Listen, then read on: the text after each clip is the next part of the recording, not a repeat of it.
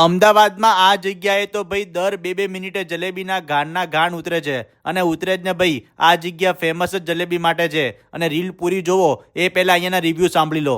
એ ભાઈ જેમ જેઠાલાલને દર રવિવારે જલેબીની ખાવાની આદત છે એ જ રીતે હું દર રવિવારે જલેબી ખાવા અહીંયા આવું છું. ખૂબ જ સરસ ટેસ્ટ છે ચોખ્ખા ઘીમાં અને મોઢામાં મૂકીએ એટલે જલેબી ઓગળી જાય મારા ભાઈ. એવું જરૂરથી આવો એકવાર. હા ભાઈ, ગાંધીનગરમાં તો ધૂમ મચાઈ દીધી છે અને મચાવે જ ને.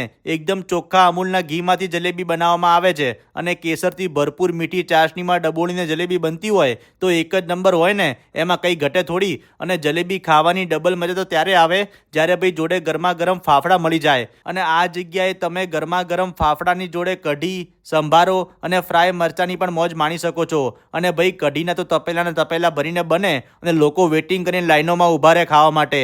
અને જલેબી અને ફાફડા સિવાય ભાઈ અહીંયાને ચટાકેદાર ને મસાલાથી ભરપૂર સમોસા અને કચોરી પણ મસ્ત ટ્રાય છે. 2 જાતની મીઠી અને તીખી ચટણી નાખીને ટેસ્ટી સમોસા કચોરી ખવડાવે છે. લોકો અહીંયા તો ખાય પણ પેક કરીને ઘરે પણ લઈ જાય. અને તમે અહીંયા કોઈ પણ આઈટમ લો તમને એકદમ ફ્રેશ બનાવીને ગરમા ગરમ આપવામાં આવશે. કાયદેસર ભાઈ તાબડતોડ જોરદાર ટેસ્ટ છે. બાકી તો જલ્દીથી વિઝિટ કરતા આવો ગાંધીનગર, પછી હવે આપણા અમદાવાદમાં ત્રાગડ રોડ ઉપર બૂમ પડાવતા શ્રી જલેબી જંકશનમાં. ફૂલ લોકેશન અને કોન્ટેક્ટ નંબર રીલ અને કેપ્શનમાં મળી જશે. અને આવા જોરદાર વિડીયો જોવા માટે અમારા પેજને ફોલો કરી લેજો.